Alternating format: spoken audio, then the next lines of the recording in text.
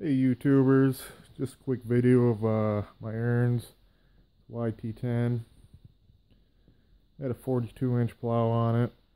Now I customized it, made a 58-inch snow plow. Just the way to do it.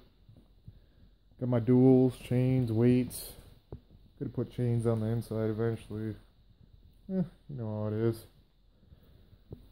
1,500-pound winch in the back. Got my beeper. Let's see here. Got 2,500-pound winch in the front. Oh yeah, good times. Got my LEDs in the front. Got these other lights off an old fire truck. Yeah, let's check out the lights. Not too bad. Might switch it up in the back eventually. We'll see what happens. There's the front LEDs. Not too bad. See what happens. I just want to do a quick video of my Ariens.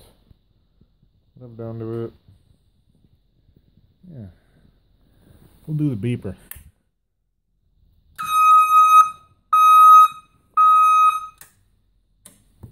Yeah, good times. Till next time. That's what we call the Ariens around here.